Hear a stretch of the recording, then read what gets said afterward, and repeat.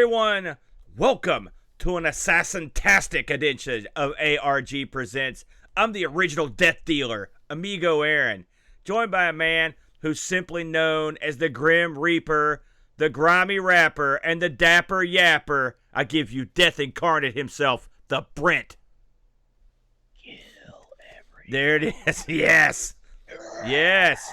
You may. We've been far too kind on this show, Aaron. It's time to lay down some true pain. Correct, sir. I like your attitude. Listen, only one man could have driven myself and the Brent into the brink of madness, and that man was Mitsuyama, because we spun the wheel last week. We made the deal, and as he directed, this week we will be covering, bam, games that need to die. They must die, yes. Brent. This was a real spicy topic this week, games that need to die, because this is not something you can just sit down and ponder and come up with something off the top of your head, because there needs to be a lot of thought put into this, doesn't there, Brent? Yes, absolutely. I'll have to go ahead. This isn't something that one game's like, oh, I mean, if you've got a bad game, right, that's fine. You tried something, it didn't work, bad game, move on. These are games that they just kept doing. Series that they just kept doing over and over and over, more and more, until you're like, come on, guys, move on. And that's what we're looking at this week. I will say this category is open to interpretation, because on the one hand, you could just go out and pick out a horrible game, okay, and just say, yeah, this is no good. And I've got some honorable mentions I'm going to go over here in a second that I thought about, but the way we both ended up approaching it was not necessarily the game we're talking about deserves to die, but this game is representative of a franchise that deserves to die in this particular case. However, there Absolutely. are plenty of individual games that we could have put on this list. When I approached this, and I'll be interested to hear how you came at it, I approached it like, okay, what games or game genres really make me mad or upset? And some of the ones I came up with over the years, the first thing I thought about was microtransaction games. Boy, those things suck when they lock a lot of the content up behind a paywall, or have in-game currency, stuff like that. Ultimately, I decided against going that route, because it doesn't one of the good things about being a retro gamer, that doesn't happen all that often in the games we cover. But it does happen, ironically, in the games that the game I ended up going with. But that was one that I pondered. When you approached this, Brett, what was your reckoning? How did you decide to go about it? I wanted to look at a series that had overstayed its welcome. Yes. Not something that was bad when it came out, right? But something that just couldn't get past that game or that series. And something that I feel hurt the company as a whole because of it. Yeah. And it's a very complicated thing. Like Sonic, I think, is one that a lot of people think of.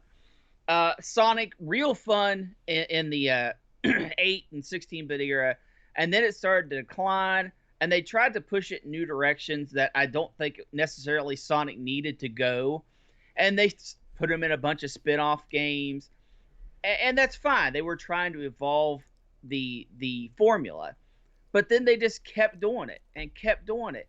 At some point, you have to say, listen, this is tapped out. We have this history, right? That's awesome. We have to start making some new history now. Otherwise, we're just going to be in the same rut forever. And someone in chat mentioned Mario. Here's the brilliant thing Nintendo does. And I do agree, Mario's in way too much stuff, right?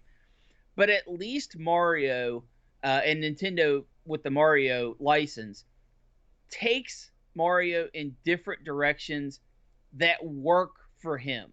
Now, he's in way too many games, and Mario games can certainly fit this topic because he's oversaturated.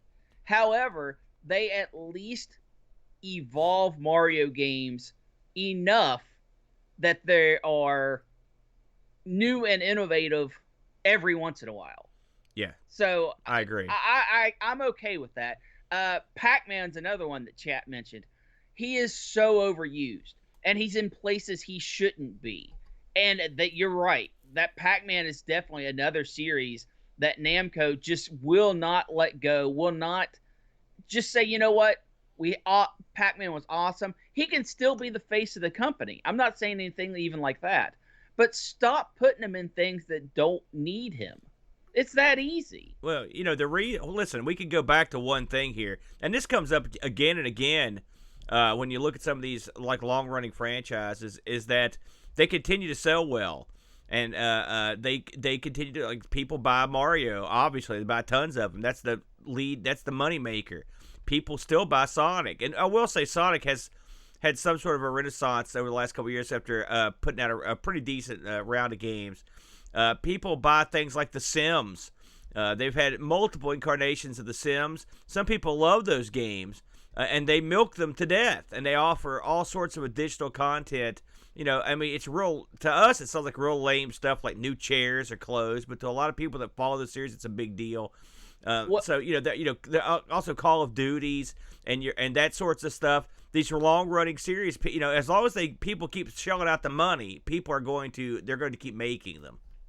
You're right. You're right. And the fans are somewhat to blame because they are willing to pay money for things that are, they want their series to continue. I get that. There's a lot of series that I enjoy that have went to the wayside that if they brought out anything, I'd be excited for it and would probably buy it, right?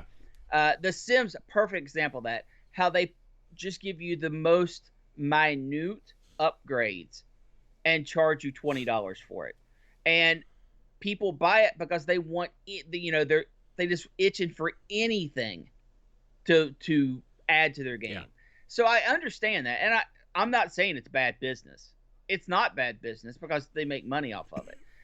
It's just unfortunate that a game is either taken out of its element or the fans are milked so much that it stops being innovative. It stops growing the franchise. And in my opinion, when that happens, you got to stop. You got to step back. I'm not saying get rid of the character forever, but you don't have to put out something every year. Yeah. You don't have to put out something every year. It's just crazy. Before we move on to our particular games, there's a few honorable mentions I want to list that almost came up in my listing, and they're not just series. Some of these are just straight up games. And another angle that I took early on were games that, why do they even exist? And a couple of those, and I had them listed here. If you're watching the video. One of my all-time favorite pointless games was for the Atari 2600, the VCS, Rubik's Cube. It cost more to buy that game than to buy an actual Rubik's Cube, which I always thought always struck me as hilarious. One thing about the 2600, if any sort of game that you could possibly squeeze onto a cartridge, they did. So that's another one on there was Tic-Tac-Toe, was another one of my choices on the 2600 because of how, just again, it's just sort of dopey. I mean, it was a little more advanced version, 3D Tic-Tac-Toe, but it was something on my list. Another thing I almost put on the list was, and this was actually the front runner, but I figured, number one, people were sick of wrestling, and number two, that you didn't have the game, but the WWE 21, which came out last year, or a year before, I think late that year, was just unbelievably panned by critics for all of its horrible glitches. Oh, it was a complete disaster. I got it cheap, and they went through and I knew they would. They went through and fixed it to where it's actually not bad now, but I mean, it was just released horribly. Battle Cruiser was another one I thought about. This was another all-time horrible game that was released in a real buggy form and patched up after a lot of hype. It's another one I thought about. I tried to leave my personal feelings out of my choices, but I could have easily put games, like a game, like for example, we played an NES game the other night on stream, and it took 15 minutes to get to the game because of all the crap all the opening crap you had to click through with all the stories and stuff. Those games that add on a bunch of story crap, those need to go too. And the NES was the worst at that. It would put a huge storyline that you couldn't skip at the beginning. That really cheeses me off too. Did you have any honorable mentions, Brent, that you want to throw out now when the getting's good? Well, I've got one I want to talk to you about real quick. Okay. And this is a game that I feel or a genre of game that I feel tried to do it right, but I don't think they ever improved upon their second outing, and that's Mech Warrior games. Okay. Now, Mech Warrior games, they took in two different directions. You've got your in the mech, control the robot, and then you've got your top-down strategic type games, right? I think Mech Warrior is a series. It's been running for as long as both the games we're going to talk about today. Well, almost. Well, just not nearly as many games. I mean, they have. But they only release games every 5 or 6 years, and part of that, I will fully admit, is that the IP is not nearly as popular as some of the games that release every year. Yeah. Okay. I absolutely love Mech Warrior games. Yeah. Absolutely love it. I've played the online one. I've got some issues with it. I prefer just a co-op Mech Warrior game, or even single player. That's how I prefer to play it. But I think Mech Warriors are games done right. They split off. They said, let's make it like the tabletop game, top down, have some control, but let's also play our strengths. You're in the mech, piloting the mech. That's what everyone wants to do. In my opinion, that's a game done right. What do you think? So you're saying this is not a game that deserves an eye? No, I think this is how you have a long running series, and you do it right. I think that's an example of doing it right. I'm going to agree with you there. I've played all the Mech Warrior games up to 4 for certain. Okay, and now I will say they do have an online offering now that has microtransactions at the yin yang. Okay, it's one that's free to play. It's on Steam. Yeah, and it's a good looking game, but that part makes it. It's the weakest of the bunch. That said, we've played Mercs, for example, online many times, and I played the heck out of Mech Warrior 1 and 2. And I will say, yes, and they radically changed them, but they don't radically change them. So yes, that is I would agree with you on that one. That's a series where they actually took their time. They didn't try to put one out every year, and they succeeded for the most part in putting out unique, updated stuff without making it feel too samey. So yes. Excellent. Okay, so I just wanted to have a benchmark of what we felt a good long-running series was. Something that shows it can be done. Yeah. Right? So now we're going to get into what we think Very good, very good. So, with all that said, it was our tasked by Mitsuyama, to pick 2 games that deserve to die. Now, I think I'm okay to say this about both games, Brent. The games we picked do not necessarily deserve to die. All right, this is not a burial, but we're getting somewhere here. This is more of a we're burying a series here, and so we had to start somewhere. I will lead the dance, Brent, if I may, this week.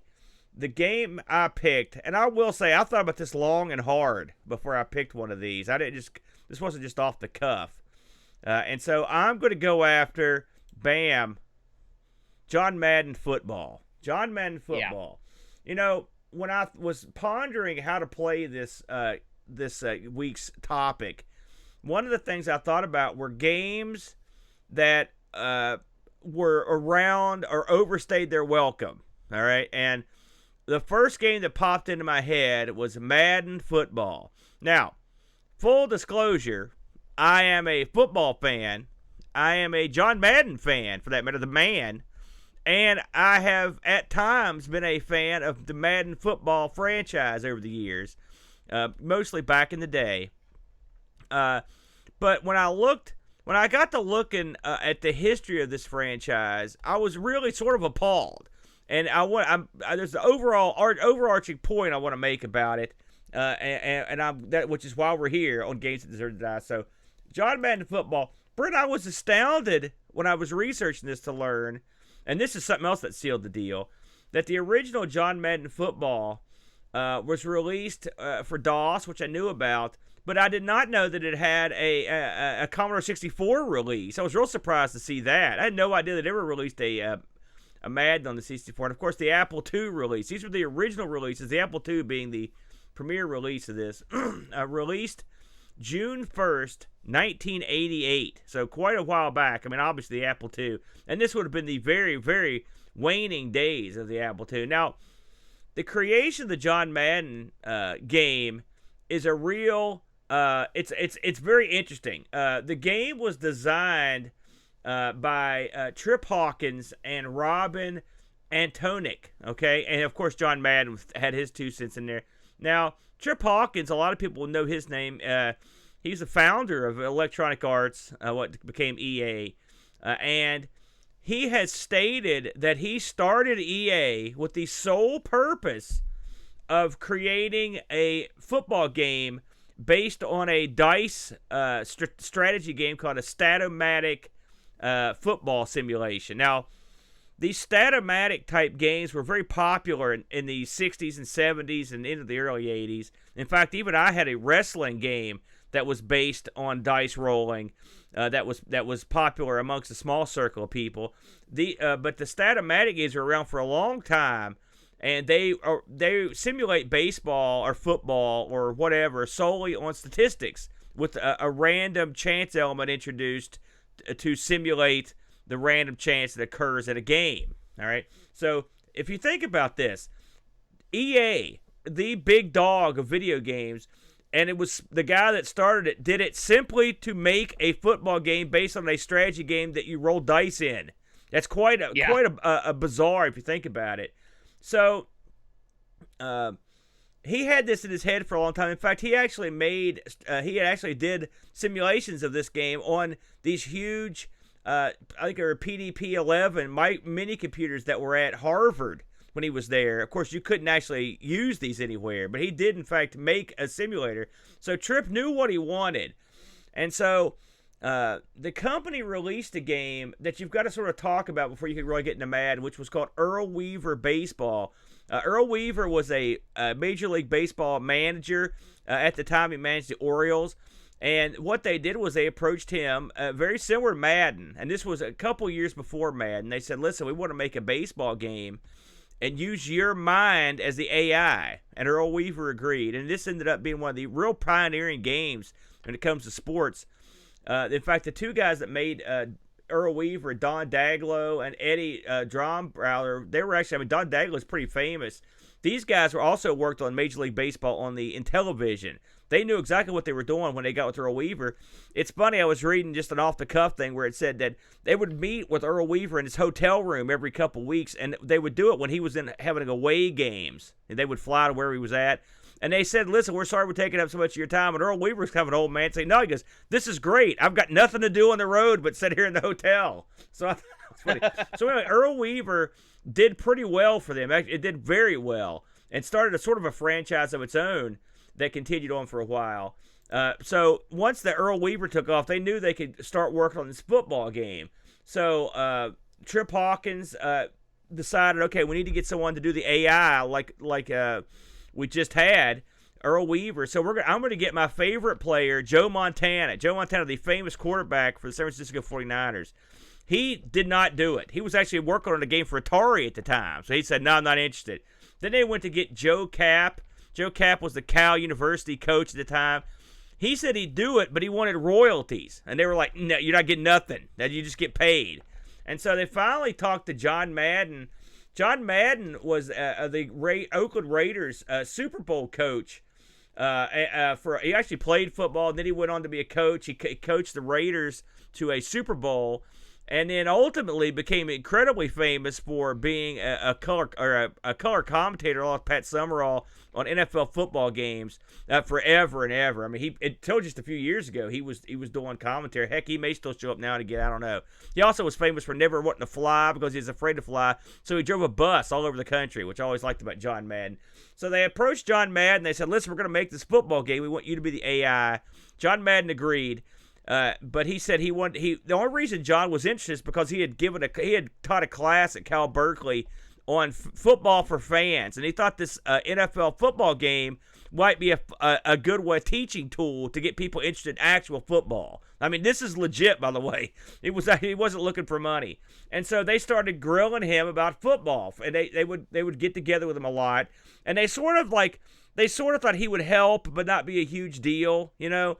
And so after they signed him, I think they paid him $100,000 for the first game, and they worked with him. And what he did was, they weren't going to have an NFL player's license. That means they couldn't use real players or teams. But what they did have was John Madden's Oakland Raiders playbook.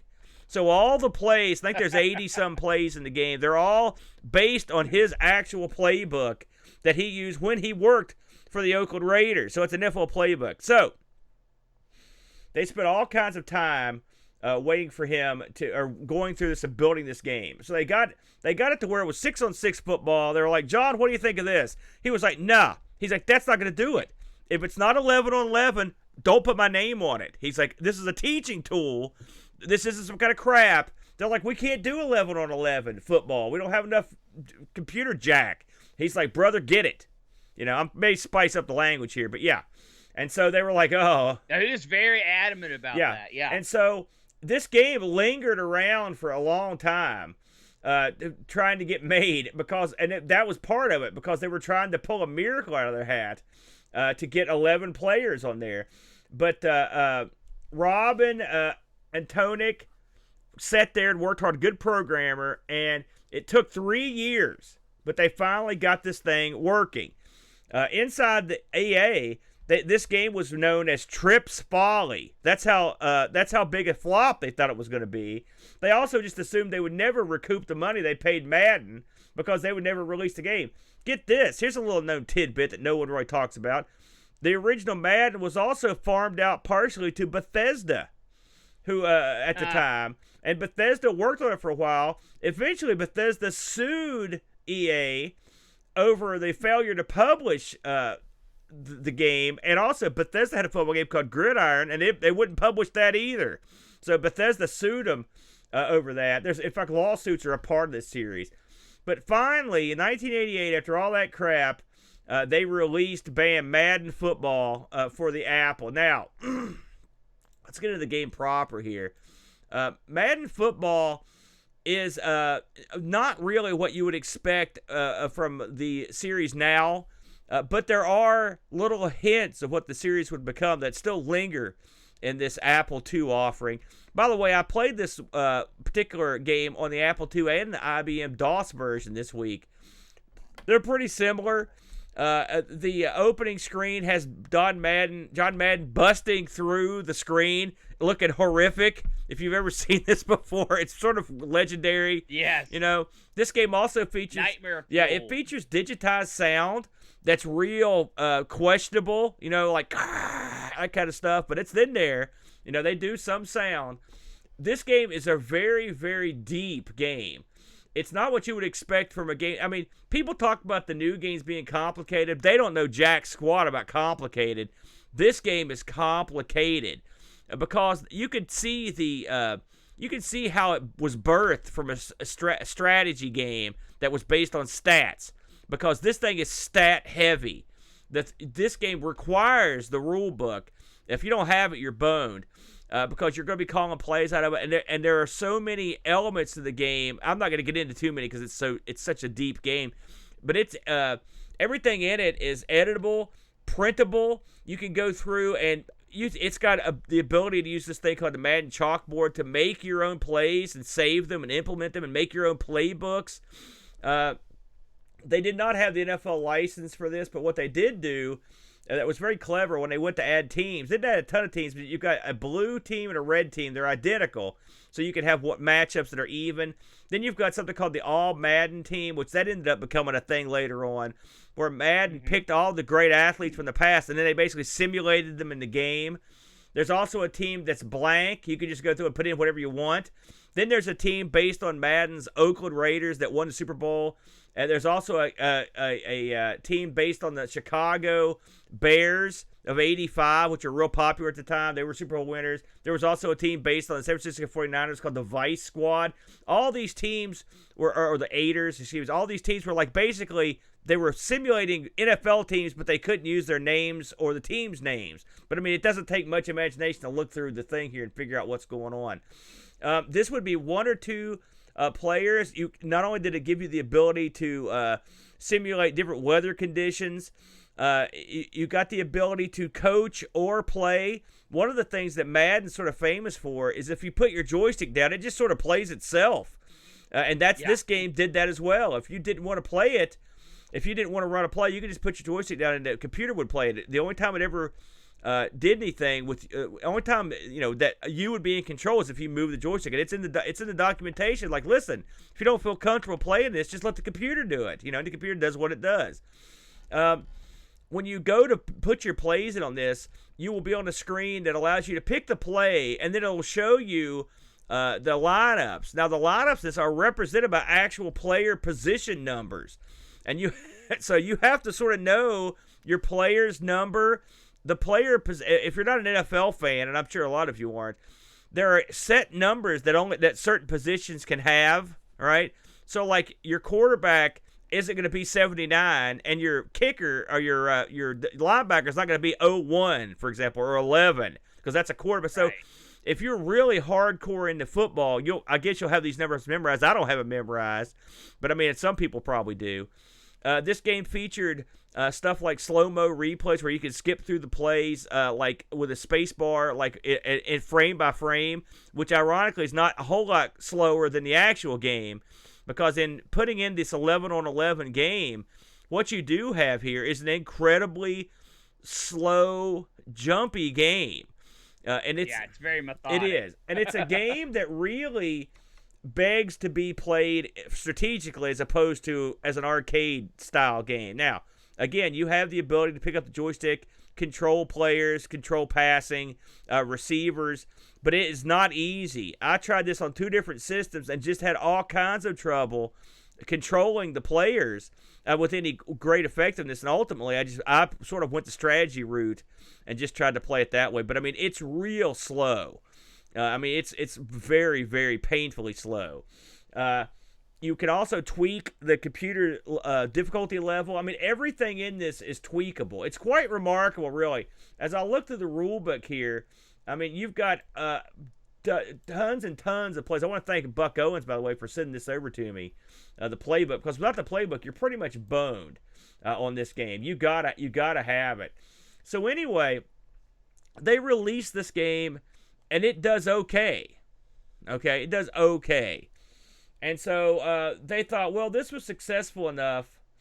Maybe we'll make another one. All right. So flashing back to Earl Weaver's baseball had introduced the thing called data discs, and data discs were released up until '91. So they got 4 years of data discs, and what they would be an updated roster to so you could simulate that year's game. So they had to type all that data in.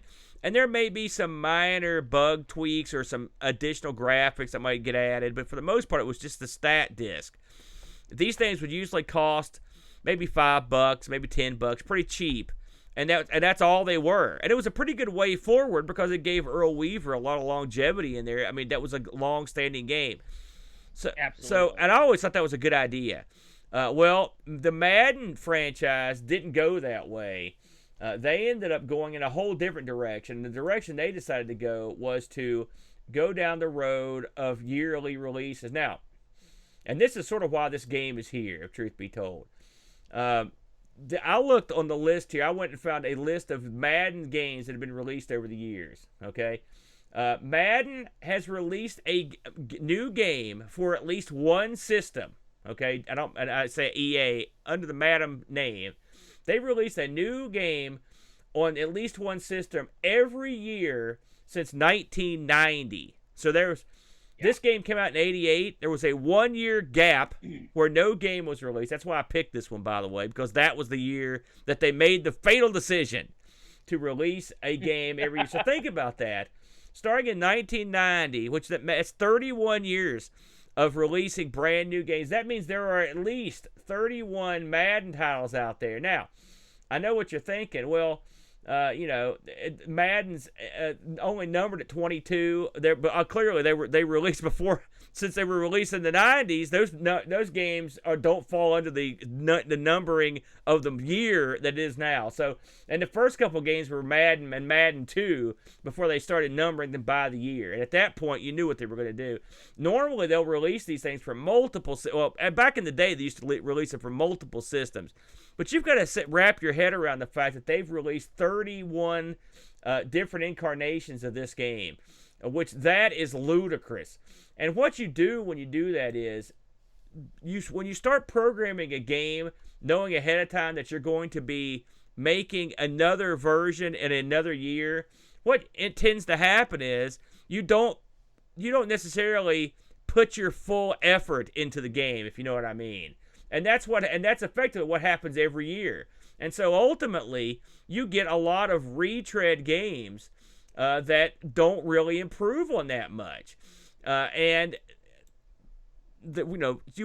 would think that as a fan, you would see through this. Well, football fans are notoriously in love with their sport in the United States.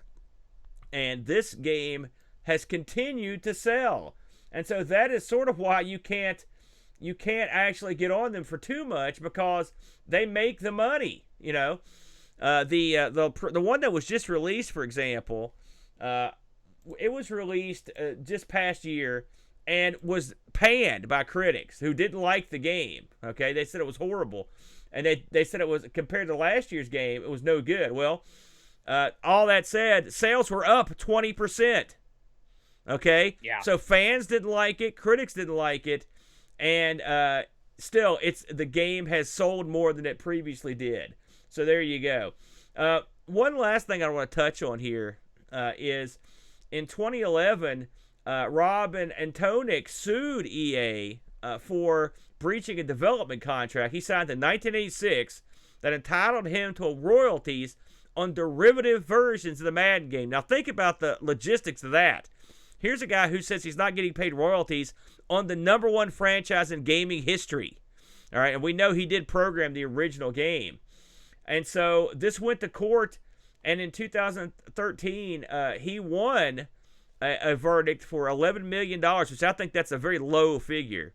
And he, unfortunately, the Ninth Circuit Court of Appeals overturned it, and he got nothing.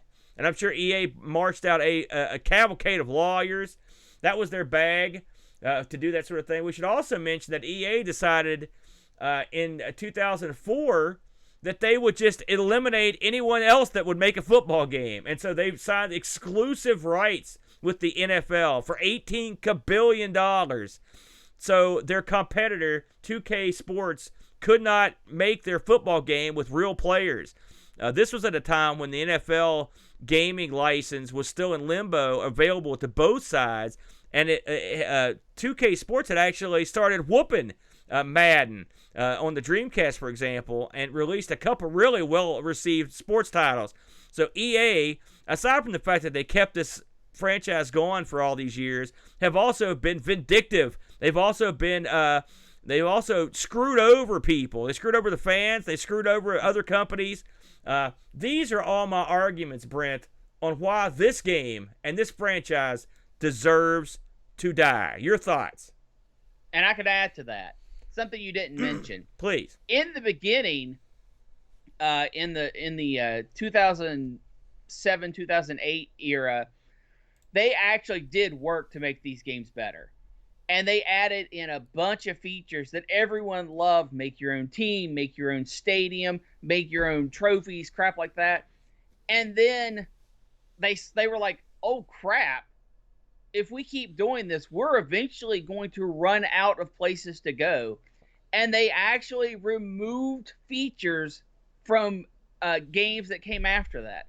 They removed features that were already in the game that were highly popular and did not include them in future releases. That is a perfect sign of a company that is like, you know what? we've got to keep this money train rolling, and to do that, we've got to scale back what we currently have.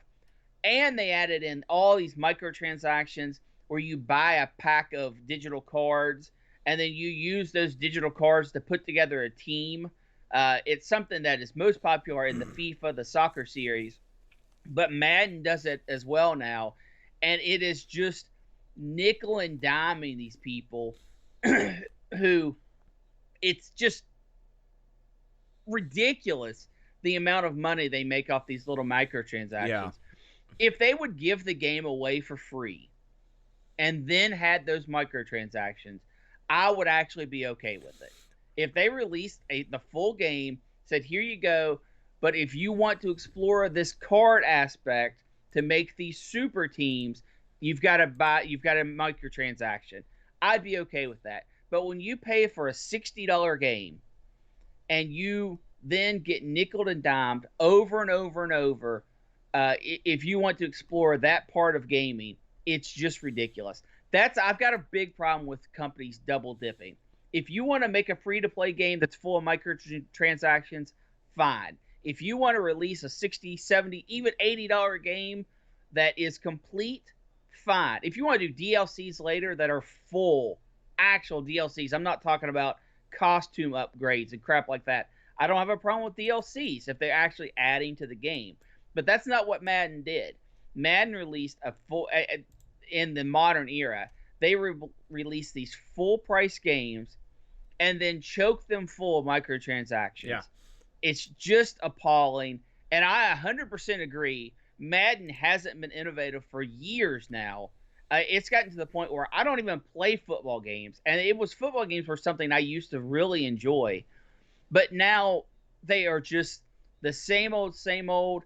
I can play the 2008 version of Madden, even with the old rosters, and have just as much fun. I can go back and play Techno Bowl on the Nintendo, have just as much fun.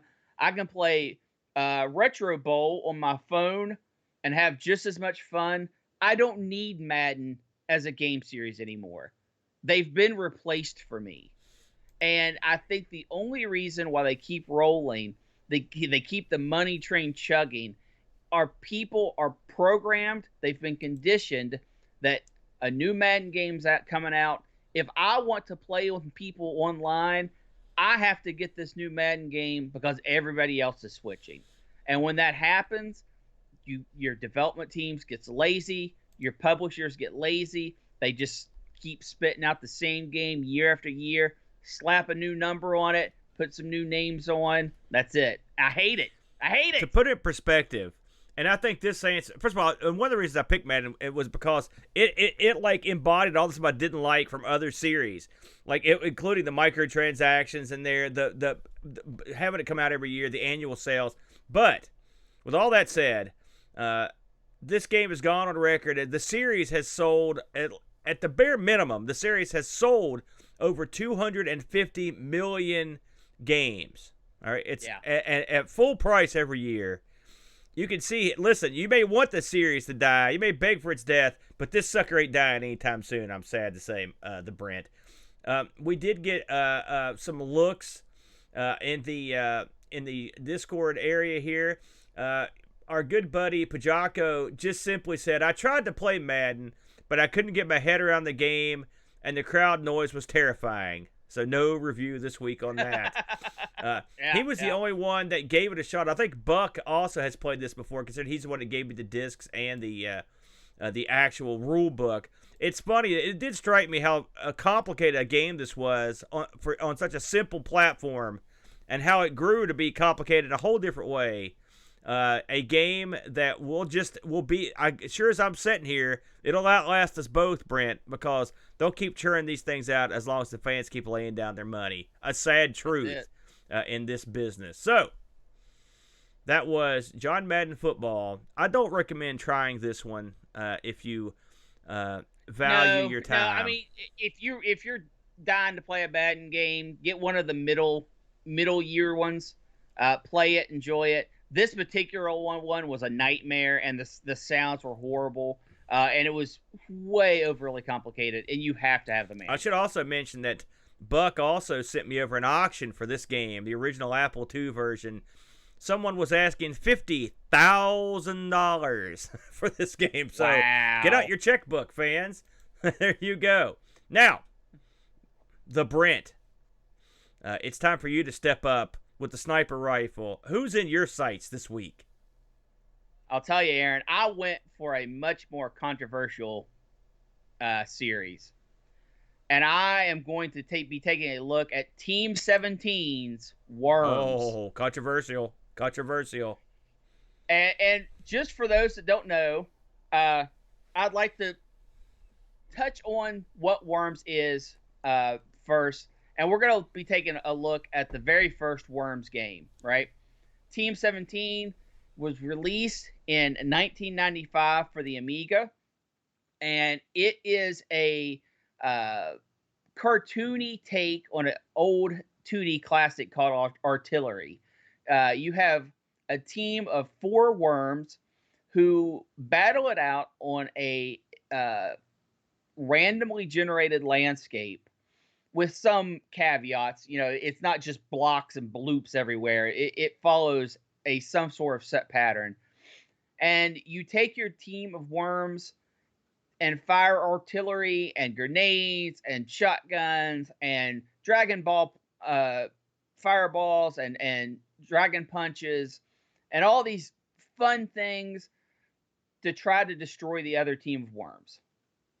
And like I said, this was released in 95. It was originally for the Amiga, but it did make it onto the Amiga, the CD32, the Apple Mac, DOS, Mega Drive, Jaguar, PlayStation, Saturn, Super Nintendo, Game Boy, and there was a Virtual Boy version in the works, but it did get canceled. Man, so I'd love to have seen that. I'm not going to lie. Yeah, How would that have worked? They would have had to have went down the 3D road on that one. Now, that is all of the systems that the original Worms was released on. I think we can both agree Worms was a tremendously fun game. It has all these fun voices that go along with the worms. The graphics are these, they're not highly detailed, but they are very colorful, and they allow all these remember when I did this moments. You know, you shoot a bazooka shot in the wind and it catches in the wind, and it actually flies behind you and hits your target. Or you pull out some of the wacky weapons like the banana bombs or the sheeps, and you're doing that kind of thing, and you're having a good time, and it's just crazy fun to set around one computer. And everyone, when it's their turn, they kind of walk up to the keyboard and mouse, and they program in their moves, and they shoot it off, and then the next person hot seats in. Worms, great game. I think we can both agree with that. Aaron, do you have any thoughts or comments on the very first Worms game? I think the first Worms game is a triumph. It's funny, we did this on the show long ago, and on Amigos, and I remember researching this because the fellow that ended up programming this, I believe he used Blitz Basic on it, and he shopped this around. And not to steal your thought, I don't know if you were going to go into that, but he shopped it around before he ultimately got Team 17 on board, who went through and put it through the machine. The person you're speaking about is Andy Davidson. Yes, correct. And so what resulted here, it's funny that when Team 17 made the move to give this kid a chance, they effectively ensured their existence for decades. This Team 17 openly admits that Worms saved their company. Yeah. When Andy Davison first made Worms, he didn't make it to be a commercial game.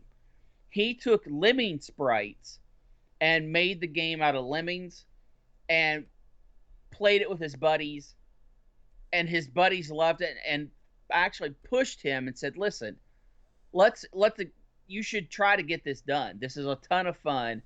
And of course he knew that he would never be able to get the rights to put lemmings in his game.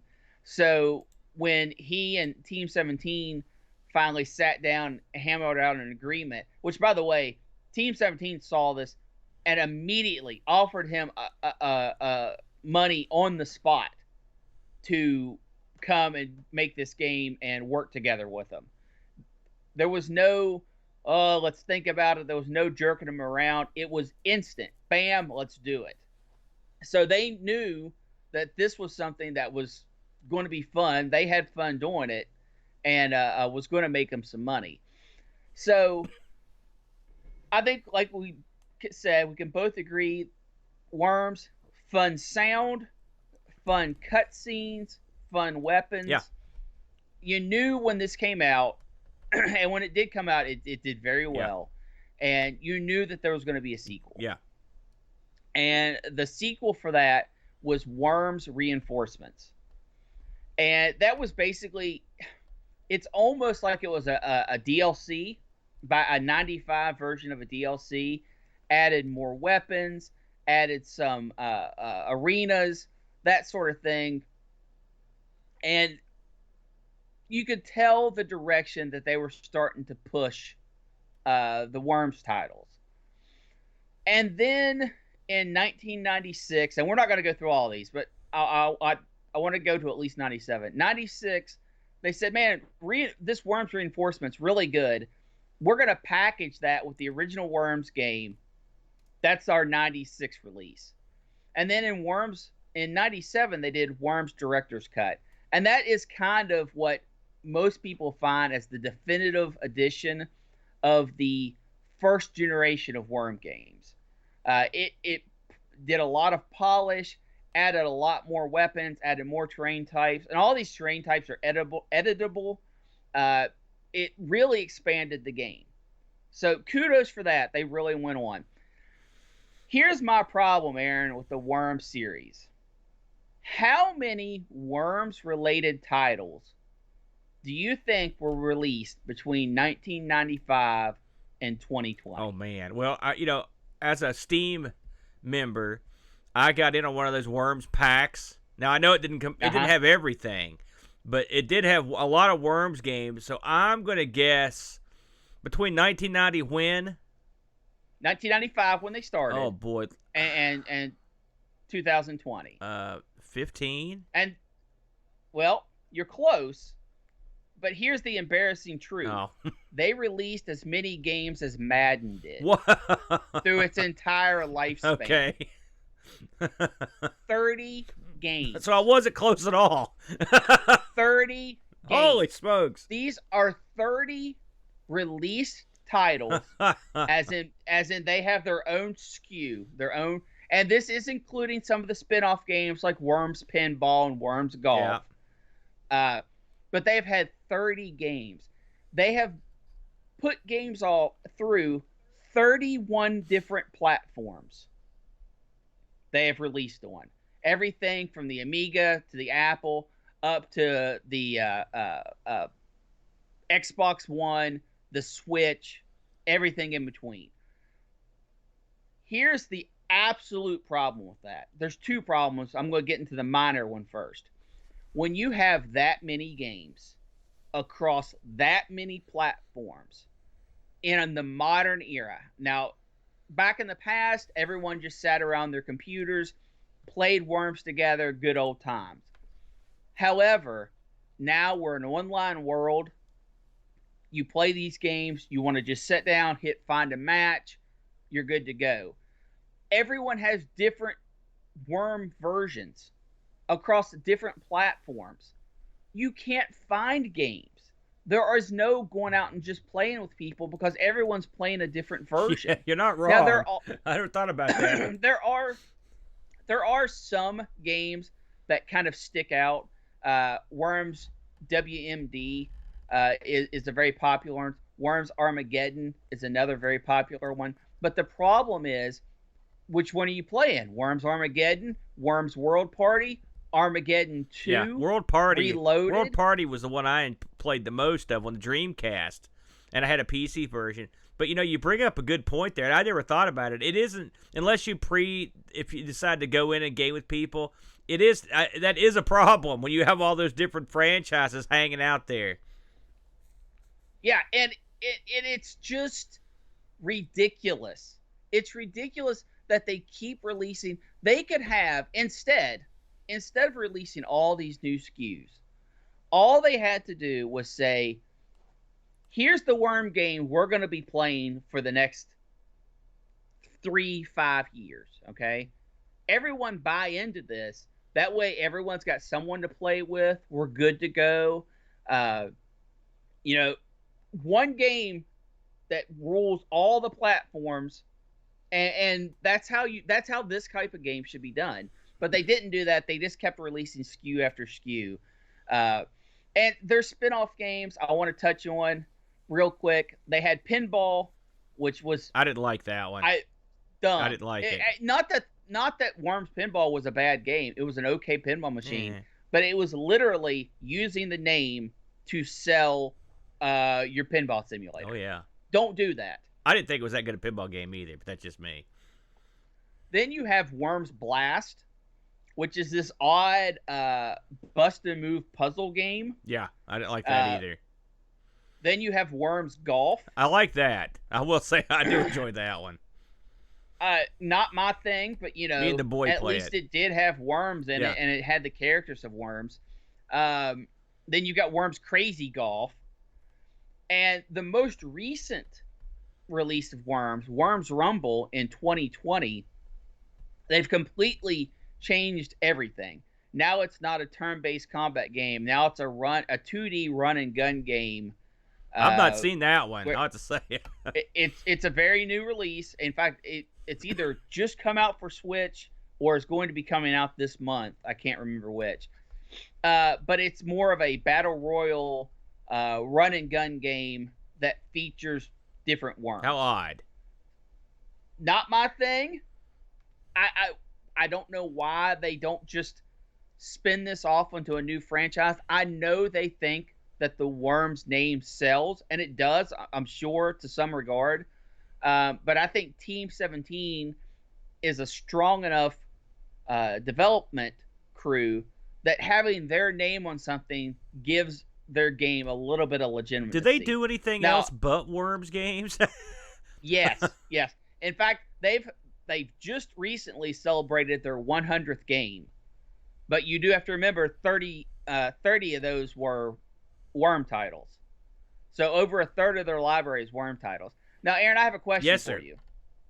How many games do you think overall has Worms have sold? You mean the whole franchise? The platforms, over all platforms, over all SKUs, how many do you think they're up to? So I'm going to assume that since the Madden guys sold 250 million games, that Worms has sold substantially less.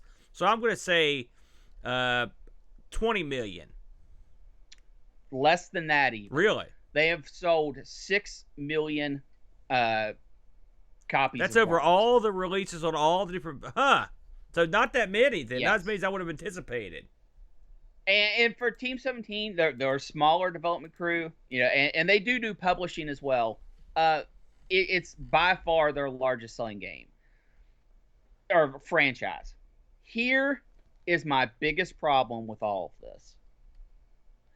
And it's something that you don't think about, but when one of these smaller developers latch onto something and have something like Worms, where they know they can put a Worms game out and they know they can make a little bit of money, and they're so familiar with the IP, doesn't take a ton of effort.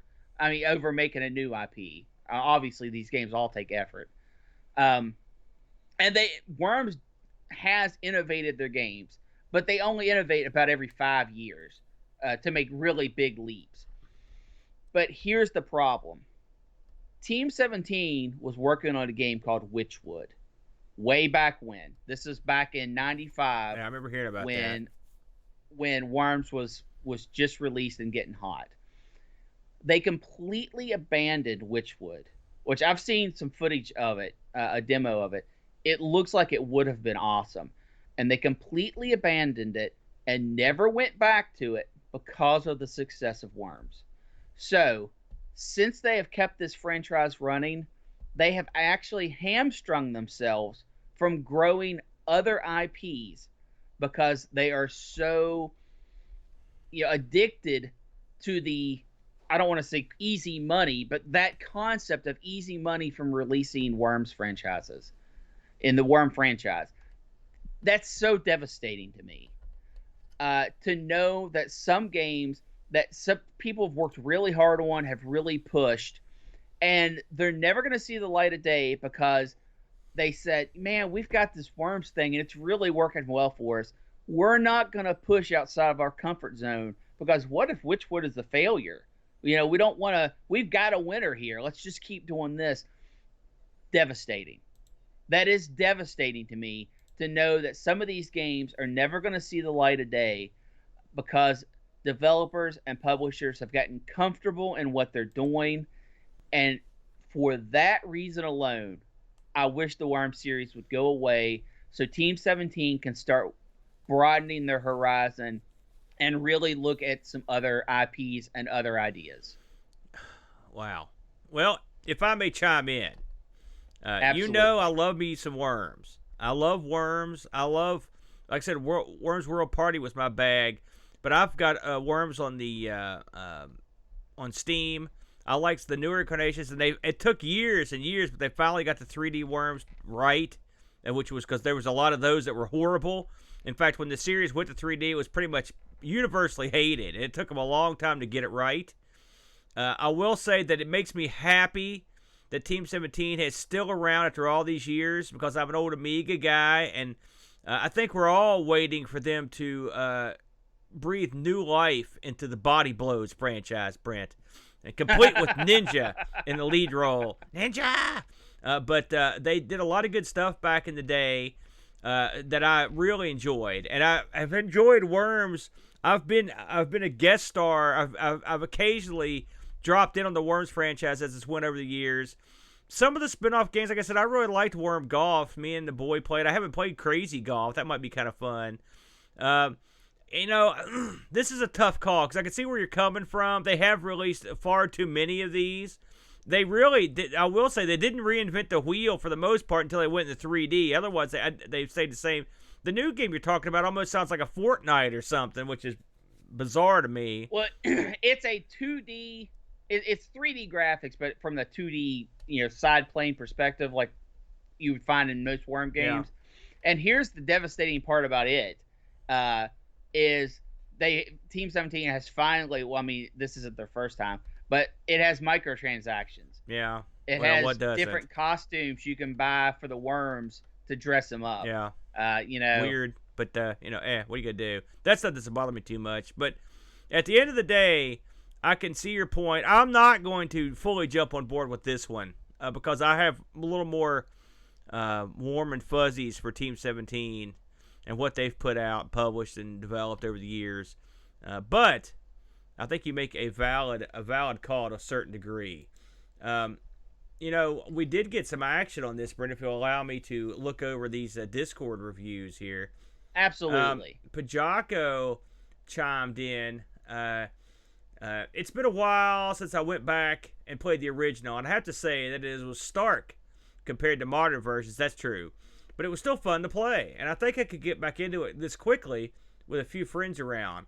For me, the Worms series hit its peak with Worms Armageddon, but even something like the more modern Worms Rumble is a pretty good extension of the series. I first played Worms with my university roommate on his 46 PC. Taking turns to blow the living daylights out of each other was great fun. Watching him lose is cool. When he was getting whipped was awesome. That is one of the great aspects of Worms. So yes, compared to more modern versions, it isn't as good and missing some of the classic weapons and moves, but does it deserve to die? No. This game gave me hours of fun and good times, 9 out of 10.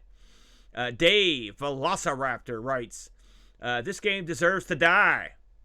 They got it nearly right first around, and they polished it by WMD. It should have stopped there, but they've kicked the arse out of it for years, time and time again, and it cheapens it. There's even a Worms video slot gambling game. 9 out of 10 for everything up to WMD. 3 out of 10 for the modern milkings of the long, dry cow. Well worded, Dave. Our own John Bodokar Schaller writes, this was one of the first games I acquired through nefarious means through the internet on my Pentium 1 PC in the late 90s. At the time, I'd only been familiar with one on one tank artillery type games, and the humor and variety of the Worms blew me away. The last Worms game I played heavily was on the Xbox 360 and had fun playing through Xbox Live with people all over the world. But Worms Pinball, Worms Golf, all this stuff needs to die. Lord Soup chimes in as well. Love the original, never got on with the later ones. 8 out of 10. 3D Worms is the pits. 2 out of 10. So that's a burial right there from our good buddy Soup. Now, I would be interested to see anyone's comments on these two games, these long-running franchises. If you are listening to this or watching, please comment below. Let us know what you think. Do these game franchises deserve to die, and what games do deserve to die? I would be interested in hearing your comments on this one. I will say, of all the shows we've done, Brent, this one was the hardest for me to come up with a game. It's the darndest thing, because by default, I'm normally a nice, peaceful, skipping through the daisies type, and I don't like necessarily to have things be killed. So it was hard for me to put one out. Even a game like Madden was difficult for me to put on the chop. But I'd be interested to see what other people think about in this sort of affair. Yeah, I would actually like to see some comments on this, and don't judge me too harshly for picking on Worms. I've had a ton of fun playing it. It just kills me that it stifled some other innovation. I will say, I've played Worms with Brent many times. We've had many heated battles. You know what doesn't deserve to die, Brent? Us? And the wheel. Bam. Oh. Okay, so this week... I think the wheel will decide that. This week, Brent, we've added a couple pieces here. In fact, this one on a suggestion from you, Ohio Scientific Challenger. I don't know what that is.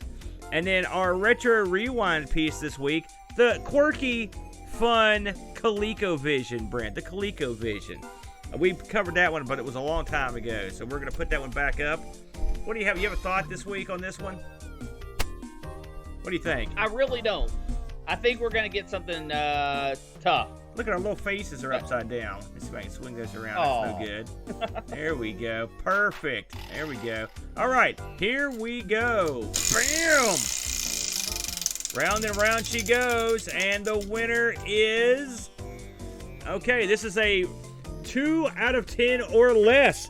This was a piece we covered way back on the Thanks for Giving Marathon, and we put those back on the wheel to do a proper show on them, and it was a suggestion from our good friend, Graham W. Vebke. So, Brent, next week, well, we're going from the... we're really jumping into it here. These are games that scored 2 out of 10 or less, which basically means they're crap games. Now, absolute garbage I've games. I've got a challenge here for you, if you'll accept it. When I saw this come on the wheel the other night, I thought about it. These are games that were widely panned, okay? I challenge you to find games that were widely panned that you can put up a fight for and say, hey, this is actually a good game. What do you think? Okay. So these are games that were panned, but we're gonna stand up for them. It's the exact opposite of this week. Let's stand up for these games.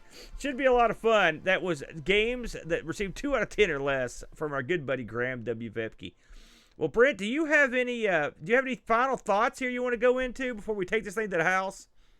I do. I want to say a special hello to Air Shack. Air Shack. Who is that's right. He is our latest Patreon member who didn't quite make it into the credits this week because we got his support so late into the day yesterday. Plus the Brits' laziness. Or actually Friday, I should say. Apparently, he is working on some games of his own in assembly from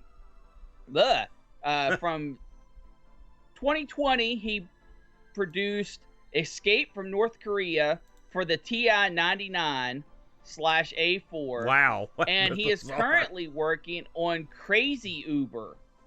Crazy also Uber. For the TI-99. Crazy Uber? Yeah. So I love that. if you are looking for some TI-99 goodness, I highly recommend taking a look at Air Shack's games. Like I said, the Escape from North Korea is done, and he is currently working on Crazy Uber. Games I have not taken a look at myself, but I'm certainly going to give a peek to. You got to give him credit for the name, if anything else. Crazy Uber. Hilarious name. I want to do a quick shout out to our good buddy Paul Kitching. Paul, and I'm going to have more details, and we're even going to show some video of this next week. Paul went out. He watched an episode we did where Brent played a game. I'm trying to think of the name of that game we played, Brent. It was a very old game. Paul went out. Oh, here it is. It was called Gulp. Do you remember playing Gulp? Absolutely. Yeah. I loved Gulp. You hated Gulp. Well, Paul is a man of action. Okay? He's not a man of just sitting around like you. He gets busy. And so he went out and made his own game, an improved version of Gulp. As I recall, Gulp wasn't even a real game. I think that was the controversy behind that. It was just I don't know what that was. It was something that just never ended. Paul... It was fun, but unfinished. Yeah, well, this... And Paul made it awesome. Paul went to work. Absolutely awesome. And he has actually put together a game called Gulpy, which is a loving tribute to Gulp. And even has a version that includes us in the game and various, which is awesome. And so as soon as I get all the download particulars ironed out, we'll link this thing up. We'll put it up in the Discord, and we'll even have a little look at it, Brent, in a future episode, because I played it and so did you, and we thought it was pretty good. Absolutely. It's a tremendous improvement from Gulp, which was garbage. This is a game. So big thumbs up to our good buddy Paul. Thank you, Paul, for getting at it and using your expertise to put something fun together based on something entirely not fun. So good job. Yeah, sorry, Brent. Gulp sucked. Gulpy rules. Okay, bro, let's take this thing to the house. Last words before we go home?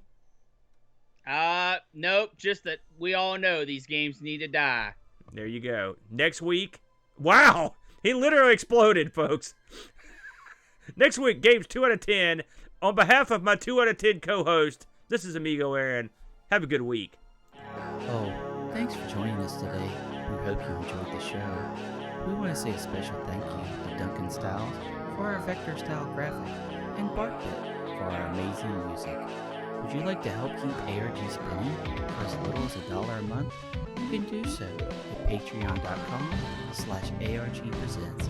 Just like these fine folks. Z9K9, Jerry Dennington, John Dykeman, Retroalgy, James Shackle, Texas Foosballer, Sundown, Oram, Super Tech Boy, Dave Terrence, Mr. B, Roushi, Graham W. Betke, Dave Velociraptor, Bernhard Lucas, Steve Rasmussen, Anthony Jarvis, Pachaco 6502, Kevin Bean, Andy Jones, Andy Craig, Rob Flack O'Hara, Jason Warrens, Nitsuyama, Chris Bowles, Frodo NL, The Slow Norris, John Schaller, Carrie Heather, Terry Howard, Olaf Hope, and Rolo. Supporters get access to the Discord channel and their names called out in the credits. Don't want to explain another credit card bill? That's okay too. You can leave us a positive review on Spotify or Apple iTunes. Have an idea for a wheel piece? Send it to us at argpresents@mail.com. We film live every Sunday, 10 a.m. EDT. We hope to see you there.